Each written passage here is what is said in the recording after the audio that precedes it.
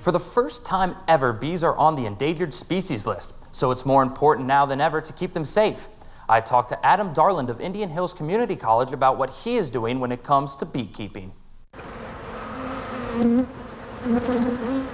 To begin the process of making honey, bees leave their hive to collect pollen.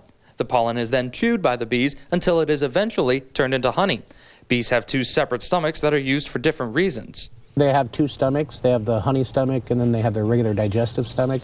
And then the honey stomach's kind of their tank, whatever they put in it. And then they bring what is ever needed back to the hive, and then it just goes through a chain of workers gathering it and then distribute it to the queen or whoever needs it, I guess. Just like any living organism, bees reproduce. However, the queen bee is the only one who does so.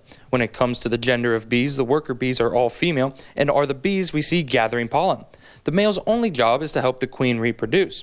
But if a worker bee gets any ideas about reproduction, she will lay an unfertilized male egg, and that will lead to deadly consequences for her. Sometimes a worker bee will lay an egg for whatever reason, and if it's a strong hive, the rest of the bees will kill her and throw her out. Adam and Indian Hills have been working on this project only for a month, but between the two hives, they currently have about 3,000 bees. Not bad for only starting out with a few hundred.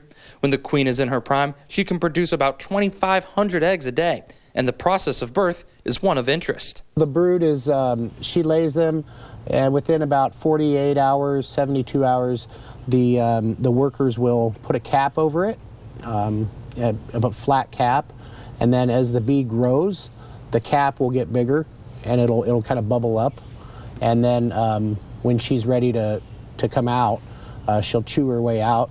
Indian Hills is experimenting with a new kind of hive known as a flow hive, and the purpose of that is to make beekeeping less stressful for the bees while they are making the honey and the keepers while they extract it. So what will happen here is we have a tool that goes in the top of this, and it turns, and then the spigot is here, and the cells actually shift, and the honey drains down, and you can just put a jar and it just comes right out, as opposed to the old-fashioned way of extraction.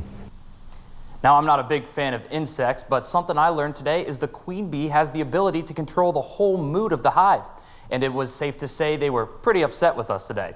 If you are interested in beekeeping and would like to learn how to manage your own hive, you can contact Adam Darland at Indian Hills Community College.